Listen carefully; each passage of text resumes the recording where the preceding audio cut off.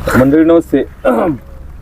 वाडेगाव पंचायत समिती गणाच्या सांगोला तालुका विकास आघाडीच्या उमेदवार वंदनाताई भरत शेळके या उमेदवार आहेत आणि त्यांचा प्रचार ज्या रॅली आहेत, होम टू होम प्रचार जो आहे तो या परिसरामध्ये सुरू आहे, संपूर्ण गणातल्या गावांमध्ये.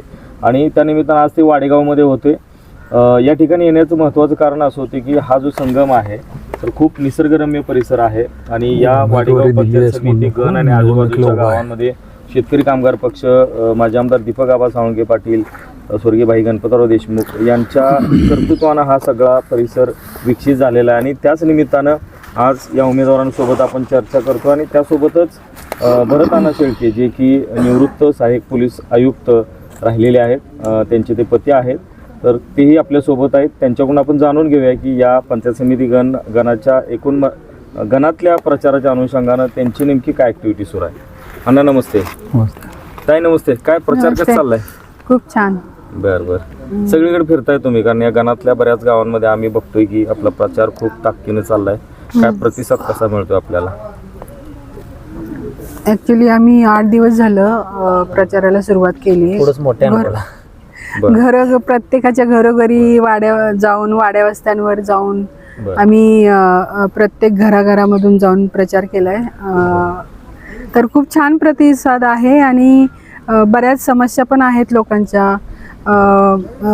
म्हणजे वृद्ध माणसं आहेत, म्हाताऱ्या कुताऱ्यांचा आशीर्वाद घेतला, युथ आहे ते उत्स्फूर्तपणे पाठिंबा देते. आणि महिला ज्या आहेत त्या आता आज माझ्या बरोबर असलेल्या भांगल्याला जाणाऱ्या महिला खूप साऱ्या महिला इतक्या उत्स्फूर्तपणे माझ्या बरोबर येत आहेत, पाठिंबा देत आहेत. खूप बरं वाटते. बरं ताई, आता तुम्ही एकतर सुशिक्षित उमेदवार आहात आणि साधारणपणे राजकारणातली परिस्थिती जर बघितली तर गावगाड्यातल्या ह्या ज्या निवडणुका असतात त्याच्यामध्ये सुशिक्षित महिला फार कमी येतात राजकारणामध्ये. ज्या येतात ते राजकीय वारसा लाभलेल्या अशिक्षित महिला असतात. मुळात राजकारणाचा शिक्षणात तसा संबंध लावला जात नाही. परंतु तुम्ही सुशिक्षित असल्याचा कसा प्रभाव पडतोय, महिला काय अपेक्षा व्यक्त करतायत, किंवा एकूण साधारणतः तुमचं विश्लेषण काय या सगळ्या प्रचाराच्या निमित्तानं? ऍक्च्युली मी आता थोडेच दिवस झालेत प्रचार करते, पण मला बऱ्याच महिलांच्या समस्या कळाल्यात की शहरात कसं असतं, काही ना काही सोर्स मिळतो आणि स्वतः म्हणजे मेंटली तयार असतात त्या काही करायला. शिक्षण घ्या म्हणा, उद्योग करा, कामाला. हा, तसं खेडेगावात नाहीये. तर ते एक मला खूप असं वाटतं की काहीतरी आपण लघु उद्योग चालू करून द्यावे, बचत गट, आणि प्रत्येक महिला ही आर्थिक सक्षम व्हावी यासाठी मी नक्कीच प्रयत्न करणार आहे. आता तुमच्यासाठी प्रश्न आहे. तुम्हाला ओळखणारा खूप मोठा वर्ग सांगोला तालुका, आजूबाजूचा परिसर आणि एकूण जिल्ह्यात आहे. तुमचं काम राज्यात आहे, परंतु आम्ही जिल्ह्यातली सगळी लोक तुम्हाला चांगलं ओळखतो. का तर तुम्ही सामाजिक चळवळीतले इथले अग्रणी नेतृत्व म्हणून ओळखलं जातं.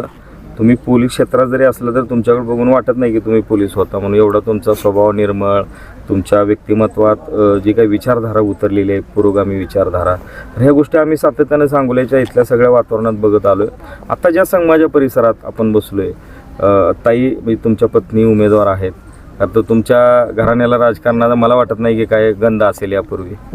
तर कसं काय भावना सांगा ना तुमच्या? भावना म्हणजे असं आहे की राजकारण हा मूळ काय म्हणतात ना बेस नव्हता. वडिलोपार्जित मात्र चळवळीचा बेस आहे. अच्छा, हो, तो मोठा वारसा आहे. मोठा वारसा आहे. मोठा वारसा म्हणण्यापेक्षा मी बऱ्याच काही बाबासाहेबांच्या माझ्या वडिलांच्या आठवणी सांगू शकतो. बाबासाहेबांच्या सानिध्यात माझे वडील समता सैनिक दलामध्ये काम करत होते. खूप साऱ्या बाबासाहेबांच्या आठवणी त्यांनी मला लहानपणापासून सांगून चळवळीचा एक मार्ग असतो तो मला दिला आहे. आणि तोही मार्ग देताना त्यांनी असं सांगितलं की बाबासाहेब पहिल्यांदा खरेपणानं समजून घेतला पाहिजे. ज्या वेळेला तुम्ही खरेपणानं समजून घ्यायला सुरू कराल त्यावेळेला तुम्हाला अगदी बुद्धापासून ते शिवाजी महाराज, संभाजीपासून ते फुल्यांच्या पर्यंत आहे. फुल्यांनी सगळं पूर्वीचं सगळं दाखवलं, बाबासाहेबांनी फुल्यांना वाचलं. अगदी बरोबर आहे. हो हो. आणि हे जे फाउंडेशन जे आहे, तर बाबासाहेब ज्या वेळेला आपल्या समोर आले त्यावेळेला आजच्या घडीला जर आम्ही आमच्या बालपणापासून आम्हाला एक सांगितलं होतं, आपल्याला आयुष्यामध्ये जन्म तुमचा आहे तो 2 बापांचा जन्म आहे. पहिला बाप म्हणजे आपल्याला जन्म देणारा बाप आहे आणि दुसरा बाप म्हणजे मी आपल्याला वैचारिक. पुनर्जन्म दिलेला बाप आहे, ज्याचा वैचारिक पुनर्जन्म आहे आमचा. बरं आणि या वैचारिक पुनर्जन्माचं आमचं हे वर्तन आहे बरं. ते त्याच्यामध्ये मोडतं. बरं अण्णा, ओके. आता आम्हाला ह्या विषयावर तुमची सविस्तर मुलाखत घ्यायची आहे, कारण इतक्या खूप तुमच्या कामाच्या आठवणी आहेत आम्ही ऐकल्या. आता निवडणुकीकडे येऊया, निवडणुकीचं वातावरण आहे. कारण उमेदवार तुम्ही तेच हा, तर मुद्दे सुटायला नको फास्ट, कारण आपल्या प्रेक्षकांना मतदारांपर्यंत भूमिका गेल्या Yes. पाहिजेत. आबासाहेबांशी तुमचे कसे संबंध होते आणि नंतर मग आपल्या व्हिजनकडे जाऊया. बाबासाहेबांचे संबंध म्हणजे मूळ किस्सा मी पहिल्यांदा सांगतो, तो म्हणजे थोडासा मोठा आहे पण शॉर्टमध्ये मी सांगतो. माझ्या आईला अटॅक आला, आम्ही बालपणी झालं. अटॅक आल्यानंतर माझा लहान भाऊ म्हणजे माझा मोठा भाऊ रमेश आणि आम्ही दोघं जण, आणि अगदी सगळ्यात मोठा भाऊ आहे त्यांनी आईला उचलली, वाहनं काही नव्हती त्यावेळेला, सायकलवर टाकली तिला आणि आम्ही तिला घेऊन चाललो. तिच्या तोंडाला फेस वगैरे आला होता. तिला सांगोल्याकडे घेऊन जातात. सांगोल्याकडे दवाखान्यात घेऊन जाण्यासाठी निघालो ग्रामीण भागात नव्हते. आम्ही लहान लहान होतो.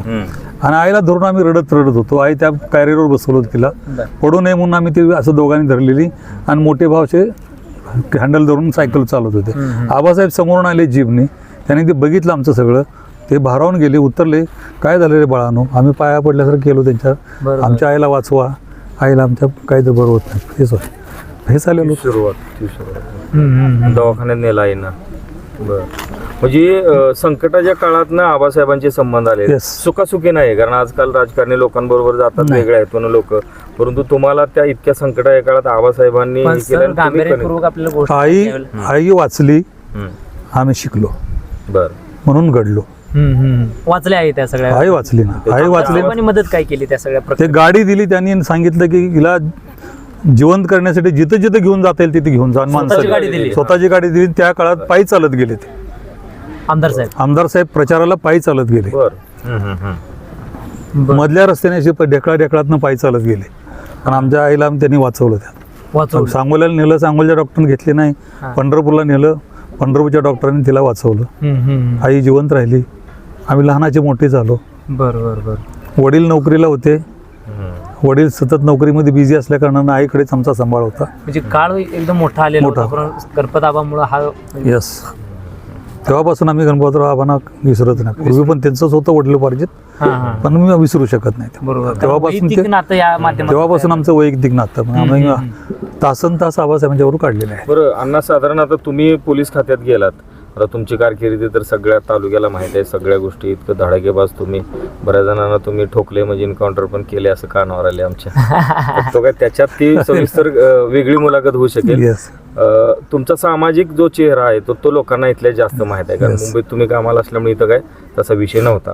तर आबासाहेबांचं तुम्ही नोकरीला असताना आबासाहेबांचा कसा सहवास राहायचा, कारण बालपणीची आठवण तुम्ही सांगितली, पुढं कसं साधारणतः झालं मग? कसं जनरली होतं त्यांचं, ते जे कार्य करायचे ना ते त्याआम्हाला आदर्शच असायचं. बरं. मग त्यांचा जो बहुमान त्या ठिकाणी व्हायचा आम्हाला आदर्श असायचा. प्रशासनामध्ये आम्हाला अभिमानानं आम्ही सांगायचो हे आमचे आदर्श आहेत. त्यामुळे आमच्याकडे पण बघण्याचा दृष्टिकोन वेगळा व्हायचा. प्रश्न असा होता की त्यांनी प्रशासनात जशा पद्धतीनं हे ठेवलं, त्यामुळे आम्हालाही आमच्या आयुष्यामध्ये आमचं वर्तन तसंच ठेवावं लागलं. त्यामुळे आम्ही सुद्धा जसे आबासाहेबांचं वर्तन राजकीय ह्याच्यामध्ये होतं, सेम तसं आम्ही प्रशासनात ठेवलं. मोठा आदर्श पण तुम्ही डोळ्यासमोर. अण्णा, प्रकर्षानं एक गोष्ट आहे की तुम्ही खरं तर मोठ्या पदावरती होता, आणि ही सगळी गोष्ट सांभाळत असताना महाराष्ट्राच्या राज्याचे काही मंत्री असतील किंवा दिग्गज नेते मंडळींना सुद्धा सिक्युरिटी किंवा सगळी यंत्रणा जी होती तुमच्याकडे होती, त्यावेळेस काय त्या लोकांशी गणपताबांचा संवाद ह्या गोष्टी कधी घडायच्या कशा? भरपूर वेळाला घडायच्या.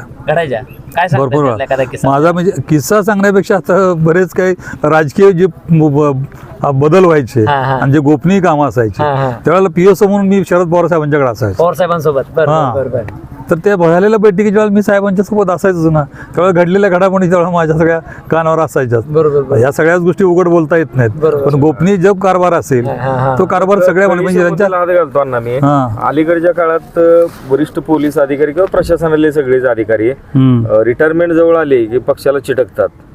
तुम्ही काय प्रयत्न वगैरे का मी केला? मुळातच पक्षावरच होतो बालपणापासून. बालपणापासून आबासाहेबांच्या बरोबर पक्षाबरोबर आणा. होतो. सत्ता कसं आहे, एक लॉज नेहमी लक्षात घ्यायचा असतो. हां. प्रशासनात असलेला कुठलाही अधिकारी हां.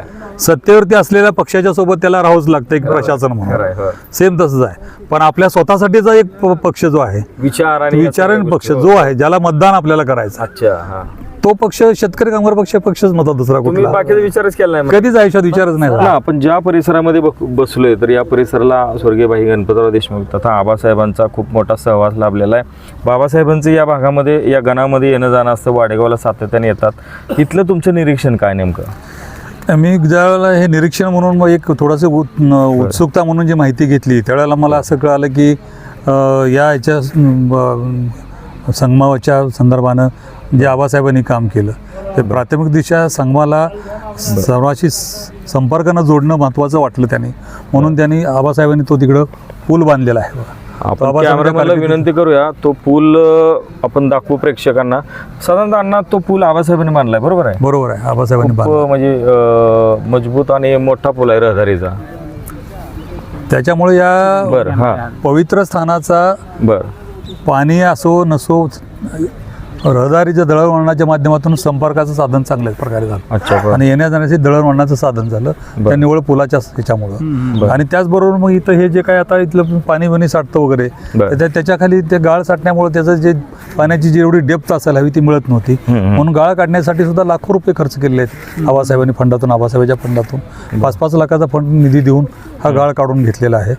आणि त्याचंच हे पुढं बाबासाहेबांनी चालू केलं आहे. आता मी रिसेंटली माहिती घेतली तेव्हा मला असं कळालं 70-75 लाख का 80 लाखाच्या आसपास DPTC योजनेतून वेगवेगळ्या योजनेसाठी वाडेगावला आता फंड दिलेला आहे बाबासाहेबांनी. मग असं जर हे सगळं चाललेलं आहे तर आम्हालाही आता संधी मिळेल त्यावेळेला आम्ही ह्या सगळ्या संधीचं सोनं करू आणि यात भर घालून जे जे पंचायत समितीच्या माध्यमातून ही पुढं सेवा करता येईल, जे जे काय इथला विकास करता येईल त्या विकासाची कामं पुढं मार्गी लावू. असं आहे मुळातच या पंचायत समितीच्या अंतर्गत येत असलेले जे महत्त्वाचे विषय आहेत ते आरोग्य, दुसरा विषय आहे तो शिक्षण, आणि तिसरा विषय आहे तो शेतीला पूरक असलेल्या ज्या व्यवसायात विहिरी वगैरे ते करणं वगैरे हा एक आहे त्याच्यामध्ये.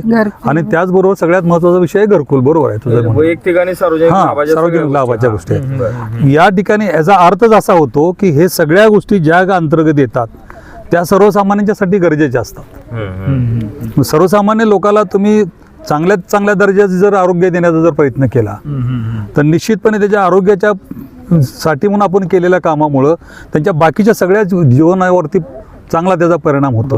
जर तुम्ही जर आरोग्य गावातच त्याला दिलं तर त्या शहरामध्ये घेऊन जाण्याचा येण्या जाण्याचा खर्च, त्याच्या उपचाराचा खर्च तो ज्या वाचून त्याच्या कुटुंबाला ते 2 पैसे शिल्लक राहतील, हा प्रश्न आहे. म्हणजे त्याचबरोबर त्याच्या आरोग्याचा प्रश्न लवकरात लवकर उपचार होऊन त्याच्या जीवाला जे भविष्यात मोठा होणारा आजार किंवा एखादी दुःखद घटना व्हायची ती वाचू शकते. म्हणून मुळातच आमच्यासोबत जे उमेदवार आहेत जवळा गटाचे यशदादा सुद्धा विजनच आहे ना. पण तो माणूस खरं तर बघितलं तर आता काही लोक म्हणतात की नवीन पोरगा आहे, घराणेशाही, ह्याचा सुद्धा उल्लेख केला जातो. तुम्हाला काय वाटतं का असं त्या व्यक्तीकडे बघून? दीपक आबा हा पार्ट सोडा, पण वैयक्तिक यशराजे साळुंके पाटील, यशराजे साळुंके बद्दल मी एक थोडी गोष्ट बोलू का तुम्हाला? 100% बोला. यशराजे साळुंकेनी लॉ केलाय, बरोबर, वकिली शिक्षण केलंय. वकिली शिक्षण कशामध्ये केले माहिती आहे का तुम्हाला? त्यांचा सब्जेक्ट कॉन्स्टिट्यूशन आहे. बरोबर.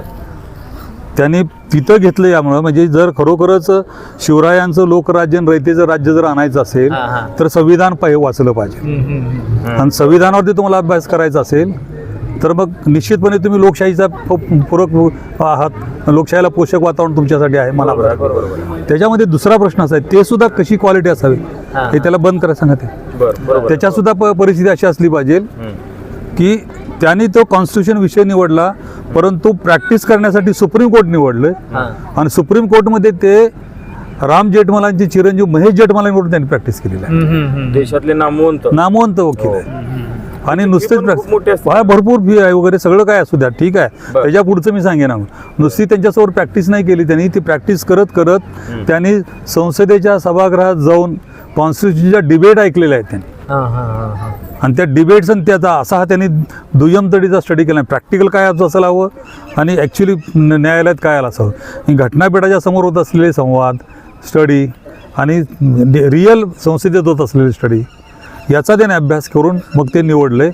त्याच्यानंतर त्यांनी महाराष्ट्रात ज्यावेळेला हायकोर्टमध्ये प्रॅक्टिस केली तिथेही नामांकित वकील आहे फोंडा, त्यांच्यासोबत त्यांनी असिस्टंट म्हणून काम केलेलं आहे.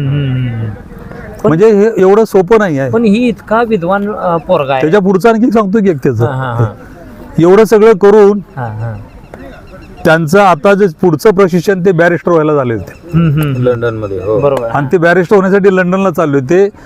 ते त्यांना सोडायला लावलं आणि थांबवायला निवड लावलं. थांबवायला लावलं. बघू पोस्टपोन करा पाहिजे तर थांबा तुम्ही पण. तुमची आता इथं समाजाला गरज आहे. बरं ना, आपण महत्त्वाचे काही मुद्दे घेऊया आणि समरापगडी घेऊया. आता आबासाहेबांच्या पश्चात बाबासाहेब चांगल्या पद्धतीनं धोरा हाताळतायत शेतकरी कामगार पक्षाची तालुक्याच्या विकासाच्या अनुषंगाने. तुमचे साधारणतः त्यांचे संबंध कसे राहिलेत आणि एकूण सध्याच्या वातावरणात निवडणुकीच्या, कारण 17च्या निवडणुकीवेळी आबासाहेब होते, आता आबासाहेबांच्या पश्चात हे निवडणुका सगळ्या होत आहेत. बाबासाहेब आणि आबासाहेब या संदर्भात आपली भूमिका सांगा. आबासाहेबांच्या नंतर बाबासाहेब आता आलेत. आबासाहेब बाबासाहेबांच्या कामामध्ये निश्चितच तफावत नाही, निश्चितच काय म्हणतो एक रूट साम्य आहे. आणि त्याच्या पुढे जाऊन सांगायचं म्हटलं तर हे तरुण आहेत. आताच्या घडीला लोक अपेक्षा करतात आबासाहेब असे करत होते, आबासाहेब तसे. मी कधी कधी बोलतो त्यांना, मी त्यांना स्पष्ट सांगतो, अरे म्हटलं हे 1 वर्षाचं बाळ आहे, ते 60 वर्षाचं आहे. राजकीय कसं तुलना करू शकतो? नैसर्गिक न्याय नाही ना मिळत. हा नैसर्गिक न्याय मिळू शकत नाही ना. तुम्ही कम्पेअर करा ठीक आहे ना, पण नैसर्गिक न्याय मिळवण्यासाठी तुम्हाला त्यांच्या सध्याच्या धोरणांचा, त्यांच्या कारकिर्दीचा किंवा ते घेत असलेल्या निर्णयाचा निश्चितपणे विचारच केला पाहिजे. वेळ पण द्यायला पाहिजे. साहजिकच आहे ना, वेळ तुम्ही जर त्याला देऊ शकत नाही. आणि यालाच एक जोडतो मी विषय, ज्या पद्धतीप्रमाणे डॉक्टर बाबासाहेब आंबेडकरांच्या पश्चात प्रकाश आंबेडकरांच्या बाबतीची जी अपेक्षा लोकांची होती की बाबासाहेबांचे नातू, बरोबर आहे, बरोबर आहे, तर ती जी अपेक्षा होती, लोक त्या दृष्टीने चष्मा तोच वापरतात. पण व्यक्ती जरी एका घरातली एका रक्ताची असली सुद्धा कर्तृत्व, स्वभाव, त्यांची जी क्षमता असते त्या पद्धतीने करत राहतात. किंबहुना ते त्यांच्यापेक्षा जास्त करू शकतात भविष्यात जाऊन. पण तो दीर्घकाळ लढा असतो तो, आणि तो लगे 1-2 वर्षामध्ये आपल्याला त्याचं अनालिसिस नाही करू शकत. सेम गोष्ट आबासाहेब आणि बाबासाहेबांच्या संदर्भात लागू पडू शकते.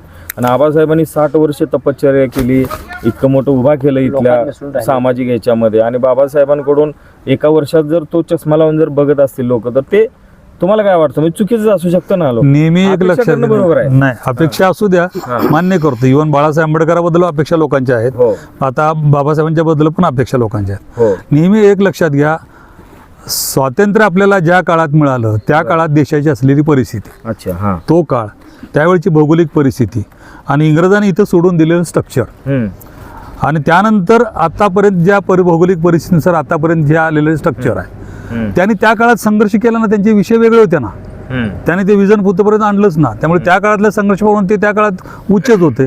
आता इथून पुढच्या काळामध्ये बाबासाहेबांना 50 वर्षांनंतर म्हणतील ना आबासाहेबांपेक्षा सरस मिळाले. काळाच्या ओघात शेवटी काळ हा असतो, काळ येईल तेवढा 100%. पण आपण थोडस सर वेगळ्या विषयाकडे वळूया, कारण वाडेगाव गटामध्ये आता सध्या तुमचा प्रचार चालू आहे, प्रसार चालू आहे. आपण आणि ह्याच अनुषंगाने आपण सध्या खरं तर आपली पण डिबेट जी चालू आहे ती त्याच अनुषंगाने चालली आहे. पण वाडेगाव गणामध्ये जी तुमची प्रामुख्यानं गावं येतात ती साधारणपणे किती गाव आहे तुमच्याकडे? सध्या 8 गाव आहेत. म्हणजे वाडेगाव, एक वाडेगाव आणि राजापूर, सावे देवळे, संगीवाडी, मेथोडे, मांजरे आणि बामणी, आणि देवकतवाडी, पवारवाडी आणि इकडे इमडेवाडी, इकडे हजारवाड्या वगैरे. हो, येस येस येस. ह्या सगळ्या प्रक्रियेमध्ये फिरत असताना आता विरोधक वेगवेगळ्या पद्धतीचा अजेंडा ह्या भागात राबवत आहेत. शेतकरी कामगार पक्षाचा हा बाली किल्ला मानला जातो, सावा असेल, संगेवाडी असेल, मांजरी. मग ह्याच्यामध्ये विरोधक जे आहेत ते वेगवेगळ्या पद्धतीचं सोशल मीडियाच्या माध्यमातून काही आपल्याला पोस्ट व्हायरल करताना दिसत आहेत की स्वर्गीय अजितदादांना त्या ठिकाणी मताच्या माध्यमातून मला श्रद्धांजलीच्या नावाखाली मत मागतायत सध्या. पण वस्तुस्थिती अशी की सांगोला नगरपालिकेची ज्यावेळेस निवडणूक पार पडली त्यावेळेस शहाजी बापू स्वतंत्र होते, दीपक आबा असतील, बाबासाहेब असतील आणि भाजप हे तीन जी व्यक्ती होत्या ही एकत्र होत्या आणि त्याची शहर विकास आघाडी होती. मात्र आता सध्या बापू आणि भाजप परत एकत्र आलेत आणि आता ही लोक सांगतायत की अजितदादांना ते श्रद्धांजली द्या. मग ही प्रत्येकाचा राजकारणाचा अजेंडा वेगवेगळा आहे. मग हे समीकरण कसं वाटतंय तुम्हाला? कारण तुमचा अनुभव त्या बाबतीत सुद्धा स्ट्रॉंग आहे. नाही, आत्ताच्या घडीला ठीक आहे, तर ते निवडणुकीला उभा राहिले वगैरे, तो निवडणुकीचा भाग वगैरे आहे. परंतु शरद पवार साहेबांचे आणि आबासाहेबांचे संबंध खूप चांगले होते. आणि शरद पवार साहेबांचे आबासाहेबांचे संबंध जे चांगले होते ते नेहमीच आबासाहेबाला या तालुक्यात मदत करण्याचे संबंध होते आणि तेच दादाने सुद्धा शेवटपर्यंत जपलेले होते. अगदी बरोबर आहे. पण आता विरोधक काय करायला लागलेत की नाही, विरोधक त्यांचा अजेंडा काढत असतील तो चुकीचा अजेंडा आहे. जनता एक्सेप्ट करणार नाही. जनता एक्सेप्ट नाही करणार, जनता एक्सेप्ट करणार नाही. त्यातली एक आताच्या रिसेंटली निवडणुकीच्या पूर्वीची एक घटना आहे, पण मी त्यात उल्लेख करणार नाही. परंतु निश्चितपणे अजितदादांच्या बरोबर आपल्या आदरणीय बाबासाहेबांचं दीपकबाबांचं बोलणं झालेलं होतं या निवडणुकीसंदर्भात, पण उमेदवारांनी ते ऐकलं नाही. एवढंच फक्त मी बोलतो. एक शेवटचा प्रश्न घेऊ अण्णा. सांगोला तालुक्यामध्ये तुम्ही ज्या वेगवेगळ्या विचारधारा आहेत, विविध महापुरुषांच्या जयंती असतील, बाबासाहेबांची जयंती असेल, छत्रपती शिवाजी महाराजांची जयंती असेल, पुण्यश्लोक अहिल्यादेवी होळकरांची जयंती असेल आणि इतर जे सगळे महापुरुष आहेत, तर यांच्या जयंतीच्या निमित्तानं विविध कार्यक्रम असतील, व्याख्यानं असतील, त्या समाज घटकातल्या कार्यकर्त्यांना, तिथल्या समाज बांधवांना मदत करण्याची तुमची सातत्यानं भूमिका राहिलेली आहे. तर साधारणपणे ताई निवडून आल्यानंतर इथला जो सामाजिक सलोखा असेल, इथलं विकासाचं जे काही व्हिजन असेल, त्याच्यामध्ये अगदी थोडक्यात तुमची भूमिका सांगा. नाही, विकासाचं विजन आता सामाजिक याच्याबद्दल तर एवढंच सांगेन मी. गेल्या 25, 30 किंवा 40 वर्ष झाली असतील तेव्हापासून आम्ही सर्व महापुरुषाची जयंती एकत्रच करतोय. जयंत्याचं विजन सुद्धा आमचं वेगळं असतं. तुम्ही आता मागच्या 4-5 वर्षापासून बघितलं, आपण स्वभाव प्रबोधिनी नावाची ही जी पूर्व पोलीस आणि आर्मी प्रशिक्षण केंद्र काढलेलं आहे, पूर्व प्रशिक्षण केंद्र, त्या प्रशिक्षण केंद्राच्या मार्फतीनं या सगळ्या महापुरुषांना एक युवकांना प्रोत्साहन मिळण्याकरता म्हणून आम्ही मॅरेथॉन घेतोय. अच्छा, सांगोला आपल्या शहरामध्ये हो, मॅरेथॉन घेतो. महाराष्ट्रातले, पश्चिम महाराष्ट्रातले मुलं त्या मॅरेथॉनला येतात. मी असं आमचं एक युवकांना प्रोत्साहन देण्याचं विजन आहे. आणि महापुरुषांच्या बद्दल आपल्याला आदरच आहे पहिल्यापासून, ते काय सांगायची गरज नाही. त्या महापुरुषांच्या जयंतीच्या निमित्तानं जे आपण कार्य करत राहू, त्या कार्यामध्ये आता आम्हाच्यावर ही जबाबदारी पडलेली आहे. सार्वजनिक आरोग्यामध्ये सुधारणा करणं, अत्याधुनिकीकरण करणं, त्याचबरोबर शालेय शिक्षणामध्ये अत्याधुनिकीकरण करणं. त्यातल्या आपला चर्चेनुसार एक विषय समोर नेहमीच येतो. आता मराठीचा मुद्दा खूप पुढे येतोय. मराठी शाळा बंद पडत चाललेल्या आहेत. आमचं विजन पुढचं असं राहील, ज्या शालेय शिक्षणमध्ये मराठीचं शिक्षण बंद पडणार नाही. मातृभाषेच्या शिक्षणाला प्राधान्य देण्यासाठी त्या शाळामध्ये ज्या सुविधा कराव्या लागतील त्या सुविधाला प्राधान्य निश्चितपणे देणार सगळ्याच उमेदवार आहे दादा, कारण दीपक आबांनी एक गोष्ट जवळमध्ये राबवली आणि ती बघितली आपण सर, की त्या ठिकाणी झेडपी मध्ये जर विद्यार्थी दाखल केला त्या पालकांनी, तर त्यांची जी पाणपट्टी आणि घरपट्टी आहे तर त्यांची माफ करायची, पण तो विद्यार्थी झेडपी मध्ये शिकला पाहिजे. पण सगळ्यात महत्वाची गोष्ट अशी की जरी गरीब जरी असला तर त्याच्या मनामध्ये एक भावना तयार होती की आपलं सुद्धा पोरगं उच्च शिक्षण घेतलं पाहिजे किंवा चांगल्या शाळेत गेलं पाहिजे. जर त्या शाळेचाच दर्जा वाढवला किंवा त्या शिक्षकांनी जर दर्जा वाढवला तर ही वेळ येईल वाटतंय तुम्हाला? शिक्षकांनी दर्जा वाढला तर ही वेळ तर येणारच नाही. दर्जा वाढला नाही, 100% येणार नाही. मी एक विजन म्हणून सांगतो तुम्हाला. मी 1981-82च्या काळातला घटना सांगतो. 81-82च्या काळामध्ये गरिबांच्या मुलाला अंगावर कपडे नाहीत म्हणून पोरं शाळेत येत नव्हते. त्यावेळेला मी 100 मुलं दत्तक घ्यायचो आणि 100 मुलाला कपडे लत्यापासून सगळं दप्तर मी पुरवायचो त्या काळामध्ये. आणि त्या काळात लोक यायचे, ते अगदी आमच्या गावाला ह्या कार्यक्रमाच्या विजनसाठी म्हणून शिवाजीराव शेंडगे मंत्री होते, ते आले होते, रामदास आठवले आले होते. शेंडगे बापून त्यावेळेला जाहीर केलं, हे तर सरकारचं काम आहे, उघड्या नागड्या मुलांना कपडे देणं, गाडगेबाबाचं शिक्षण आहे आपल्याला, आणि ते तुम्ही करताय म्हणे, इथून पुढे आम्ही सरकार करू. आणि त्याच्यानंतर त्या सरकारने त्या योजना घेतल्या, अंमलबजावणी. आता मोफत कपडे लता मिळत आहेत, त्याच्या वाटण्यासाठी आम्ही त्या ना, आणि आमचा मंत्र्यांना बोलायचा उद्देशच तो होता की हे शासनाचं धोरण असायला हवं, ते आम्ही करतोय. एक्सेप्ट केलं ना, ते रोल मॉडेल झालं, एक्सेप्ट केलं ना. त्यानंतर आता शाळेतल्या मुलांना गणवेश मिळतोय मोफत. हां, आणि त्याही पलीकडे जाऊन असं आहे की आपल्याला शिक्षण, मातृभाषेतल्या शिक्षणामुळं जगामध्ये ज्या देशाची क्रांती झाली, ती क्रांती होण्यासाठीचं जे फाउंडेशन आहे ते आपल्याकडे आपण केलं पाहिजे. हे मुळातच असं ध्येय. पण आता आपल्याला सर्व वाटते मला समारोपाकडे आपण आलो पाहिजे. एक मुद्दा राहतो अजून अण्णा, आता जसं तुम्ही म्हटलं की मगाशी किती सालची ती गोष्ट होती, विद्यार्थी दत्तक घेतले 81-82 काळामध्ये. आज आता 2000 साल आहे. तो आपल्या अकॅडमीमध्ये तुम्ही काय लोक दत्तक घेताय पण तुम्ही सांगत नाही माहिती, ते सांगा तुम्ही. अकॅडमीमध्ये कसं आहे माहिती आहे का, एक मोठा प्रश्न असतो आपल्यासमोर सध्या आहे युवा पिढीच्या मध्ये, मुलींच्या मध्ये प्रामुख्यानं. मुलींच्या मध्ये असा प्रश्न आहे की त्यांची लग्न झाल्यानंतर किंवा त्यांनी स्वतःहून लग्न केली असेल त्यावेळेला, किंवा लग्न झाल्यानंतर त्या नवरा बायकोचं पटत नसल्या कारणानं वगैरे, किंवा त्यांना मुलं बाळं झालेली असते, याच्यामध्ये अशा मुलींना मुलं बाळांच्या सह एकट्यानं जगावं लागते. त्यांचा डिवोर्स झालेला असतो, नवऱ्यापासून विभक्त आहेत आणि आई वडिलांच्या घरचे पण जवळ घेत नाहीत, भाऊबंद वगैरे. मग अशा मुलींचा प्रश्न आमच्या समोर ज्यावेळेला आला त्यावेळेला आमच्याकडे एक पहिला प्रयोग म्हणून आमच्याकडे आलेल्या 5 मुली होत्या. 5ही मुलींना आम्ही विचारलं, तुम्हाला मी दत्तक घेतो, तुम्ही खडतर प्रशिक्षण करायला तयार आहात का, आणि आम्ही तुम्हाला पोलीसमध्ये भरती करतो. बरोबर. त्यांनी संमती दिली. आम्हाला आनंद हा वाटला, खरोखरच खडतर प्रशिक्षण त्यांनी केलं. आणि 5च्या 5 मुले आता पोलीस आहेत, सध्या पोलीस आहेत. त्यांना पायावर उभा केला आम्ही. बरं, आता सेम असंच अनाथचं आहे. साधारणतः आकडा किती आहे आजपर्यंतच्या घडीपर्यंत, किती भरती झालेत? म्हणजे ह्या मुली नव्हे, सगळं टोटलच. आणि अशा मुली 230च्या आसपास आकडा गेला असेल. 230च्या आसपास. हो. आणि आता प्रवेश 4 वर्षामध्ये अशा ज्या अशा मुली आता जवळजवळ 20-25 मुली आहेत. पण अण्णांनी मुद्दाम गोष्ट सांगितली आहे, 20-25 मुली आहेत. काळ त्यांनी सांगितलं ही गोष्ट आपल्याला चांगल्या गोष्टी कायम 20-25 मुली आहेत. बरोबर आहे. आमच्या शुभ प्रबंधनीचे फार सगळे शिक्षक खूप चांगल्या प्रकारे त्यांना सहकार्य करतात. अनाथ मुलंही आहेत. मागच्या वर्षी काही अनाथ मुलं पण आम्ही 5 मुलं अनाथ पण भरती केलेली आहेत. त्यांना अनाथ मुलांना आणि अशा मुलींना आम्ही दत्तक घेतो. त्यांच्याकडून 5 पैसे घेत नाहीत प्रशिक्षणामध्ये. प्रशिक्षण आमचं पहाटे 4 ते रात्री 10 पर्यंत चालतं. राहिलाच ती सांगतो की 2 तास सकाळचं ग्राउंड, संध्याकाळचं ग्राउंड 2 तास, दिवसभर लेक्चर्स, लायब्ररी वगैरे सगळं काय ते. आणि राहण्याची त्यांची सुविधा केलेली आहे. आणि सकाळचा पोटभर नाश्ता देतो, दिवसभरात 2 वेळचं जेवण देतो आणि त्यांच्याकडून प्रशिक्षण करून घेतो. गरज असेल त्यावेळेस मोबाईल वापरायला देतो, मोबाईल सुद्धा वापरायला देत नाही.